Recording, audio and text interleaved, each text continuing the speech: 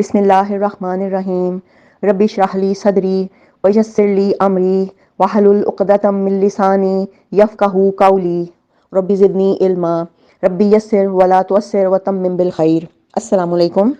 ہم الرحیق المختوم سے ابھی تک عرب کے جغرافیہ اور عربوں کی اقسام پڑھی ہیں، اور اب ہم حضرت ابراہیم علیہ السلام اور حضرت اسماعیل علیہ السلام کے حالات پڑھ رہے ہیں۔ ذرا سوچئے، تپتے صحرا کے ایک بوڑھے درخت کے نیچے اللہ کی ایک نیک اور برگزیدہ بندی اپنے نومولود بچے کے ساتھ چند روز سے قیام پذیر ہیں۔ جو زاد راہ تھا وہ تو ختم ہو چکا۔ ماں بیٹا بھوک پیاس سے بے حال ہیں۔ ماں کو اپنی تو فکر نہیں، لیکن بھوکے پیاسے بچے کی بے چینی پر ممتا کی تڑپ فطری عمل ہے۔ لیکن اس لکو تک صحرا میں پانی کہاں؟ اسی حالت اضطراب میں صفا پہاڑی پر چڑھیں کہ شاید پانی کا کوئی نشان مل جائے۔ تڑپتے ہوئے دوسری پہاڑی، ذرا دور دوسری پہاڑی پر مروہ پر چڑھیں۔ اسی طرح دونوں پہاڑیوں کے درمیان چکر لگائے۔ ادھر اللہ تعالیٰ نے حضرت جبرائیل کے ذریعے شیخ وار اسماعیل علیہ السلام کے قدموں تلے دنیا کے سب سے متبرک اور پاکیزہ پانی کا چشمہ جاری کر کے رہتی دنیا تک کے لیے یہ پیغام دے دیا کہ اللہ پر توکل کرنے والے صابر اور شاکر بندوں کو ایسے ہی پیش قیمت انعامات سے نوازا جاتا ہے۔ یاد رکھیے، آب زمزم غذا بھی ہے اور شفا بھی، دوا بھی ہے اور دعا بھی۔ یوں اللہ تعالیٰ نے نہ صرف ماں بیٹے کے لیے بہترین غذا کا بندوبست کیا، بلکہ تا قیامت مسلمانوں کے فیضیاب ہونے کا وسیلہ بنا دیا۔ منشاء الہی کے پیش نظر حضرت ہاجرہ وہیں رہ رہی تھیں۔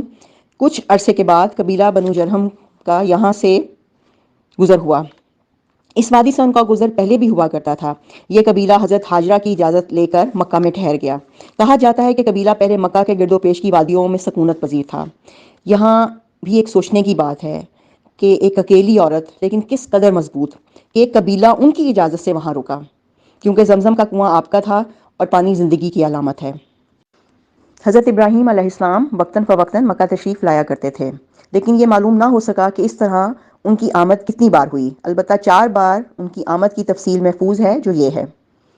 پہلی بار قرآن مجید میں بیان کیا گیا ہے کہ اللہ تعالیٰ نے حضرت ابراہیم کو خواب میں دکھلایا کہ وہ اپنے صاحبزادے حضرت اسماعیل کو ذبح کر رہے ہیں۔ خواب ایک طرح کا حکم الہی تھا، اور باپ بیٹے دونوں نے اس حکم الہی کی تعمیل کے لیے تیار ہو گئے، اور جب دونوں نے سر تسلیم خم کر دیا اور باپ نے بیٹے کو پیشانی کے بل لٹا دیا تو اللہ تعالیٰ نے پکارا، اے ابراہیم، تم نے خواب سچ کر دکھایا، ہم نیکوکاروں کو اسی طرح کا بدلہ دیتے ہیں۔ یقیناً یہ ایک کھلی ہوئی آزمائش تھی، اور اللہ نے انہیں فدیہ میں ایک عظیم ذبیحہ عطا فرمایا، اور وہ مسلمان رہتی دنیا تک آپ کی سنت پر عمل پیرا رہیں گے۔ دوسری بار حضرت اسماعیل علیہ السلام جب جوان ہو گئے، جرہم سے عربی سیکھ لی اور ان کی نگاہوں میں جچنے لگے، تو ان لوگوں نے اپنے خاندان کی ایک خاتون سے آپ کی شادی کر دی۔ اسی دوران حضرت ہاجرہ کا انتقال ہو گیا۔ ادھر حضرت ابراہیم کو خیال ہوا کہ اپنا ترکہ دیکھنا چاہیے، چنانچہ وہ مکہ تشریف لے گئے، لیکن حضرت اسماعیل سے ملاقات نہ ہوئی۔ بہو سے حالات دریافت کیے، اس نے تنگدستی کی شکایت کی۔ آپ نے وصیت کی کہ اسماعیل آئیں تو کہنا کہ اپنے دروازے کی چوکھٹ بدل دیں۔ اس وصیت کا مطلب حضرت اسماعیل سمجھ گئے، بیوی کو طلاق دے دی اور ایک دوسری عورت سے شادی کر لی، جو جرہم کے سردار مزاز بن عمرو کی صاحبزادی تھیں۔ تیسری بار اس دوسری شادی کے بعد ایک بار پھر حضرت ابراہیم مکہ تشریف لے گئے، مگر اس دفعہ بھی حضرت اسماعیل سے ملاقات نہ ہوئی۔ بہو سے احوال دریافت کیے تو اس نے اللہ کی حمد و ثنا کی۔ آپ نے وصیت کی کہ اسماعیل اپنے دروازے کی چوکھٹ برقرار رکھیں، اور فلسطین واپس ہو گئے۔ چوتھی بار اس کے بعد پھر تشریف لائے تو اسماعیل علیہ السلام زمزم کے قریب درخت کے نیچے تیر گھڑ رہے تھے۔ دیکھتے ہی لپک پڑے۔ یہ ملاقات ایک طویل عرصے کے بعد ہوئی تھی۔ اسی دفعہ دونوں نے مل کر خانہ کعبہ تعمیر کیا، بنیاد کھود کر دیواریں اٹھائیں، اور ابراہیم علیہ السلام نے ساری دنیا کے لوگوں کو حج کے لیے آواز دی۔ اللہ تعالیٰ نے مزاز کی صاحبزادی سے اسماعیل علیہ السلام کو 12 بیٹے عطا فرمائے، جن کے نام یہ ہیں: نابت، کیدار، ادبائیل، مشام، مشمع، دوما، میشا، حدد، تیمہ، یتور، نفیس، ایدمان۔ ان 12 بیٹوں سے 12 قبیلے وجود میں آئے، اور سب ہی نے مکہ میں بود و باش اختیار کی۔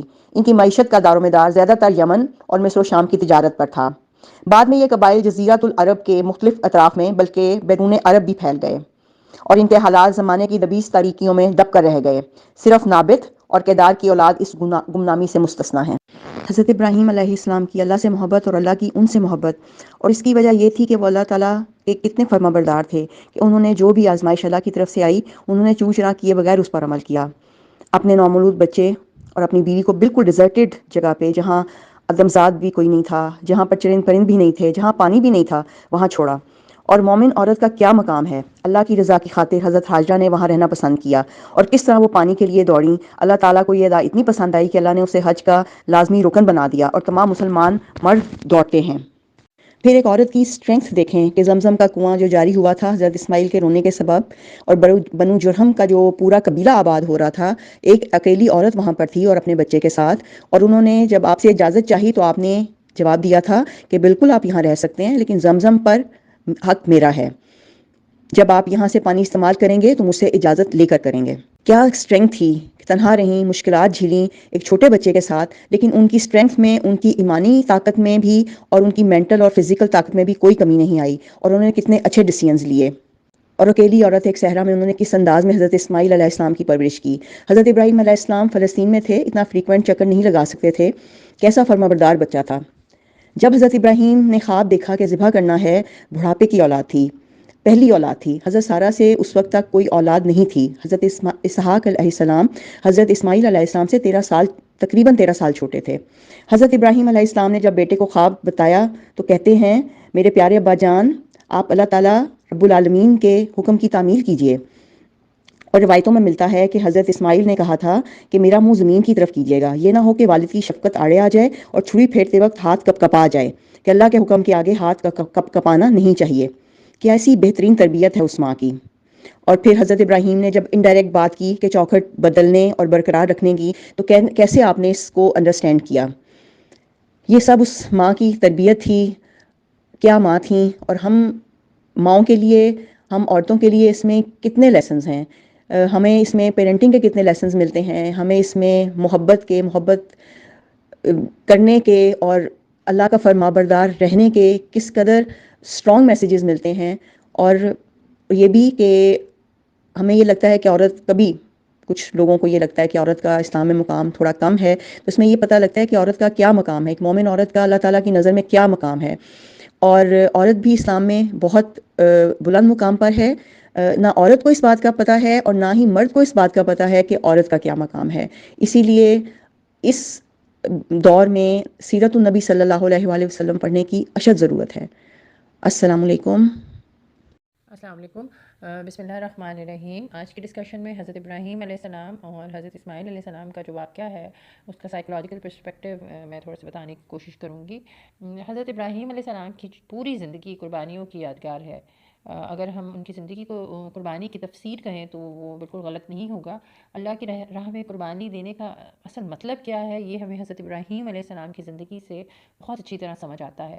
اللہ تعالیٰ کی خاطر انہوں نے اپنے عزیز و قارب اور وطن سے دوری اختیار کی، آتش نمرود میں بے خوف کودے، محبوب بیوی اور اکلوتے بچے کو اللہ کے حکم پہ بے آب و گیاہ ریگستان میں چھوڑا، اور پھر یہی بچہ، کیونکہ ہم جانتے ہیں کہ 86 سال کی عمر میں تقریباً 60 سال کی مسلسل دعاؤں کے بعد اللہ نے فرزند عطا کیا تھا، اور جب یہ بچہ اس قابل ہوا، یعنی روایات میں ہے کہ 7 سے 10 سال کی عمر کے درمیان ان کی عمر تھی، جب اس قابل ہوئے کہ بوڑھے والد کے ساتھ چلنے پھرنے لگے، تو اللہ کی طرف سے حکم آیا کہ ان کے گلے پر چھری پھیر کے اپنے آپ کو دنیا کے ہر سہارے اور ہر تعلق سے کاٹ کر صرف اللہ سے تعلق قائم کریں۔ اور یہ بلا شبہ یہ بہت بڑی آزمائش تھی۔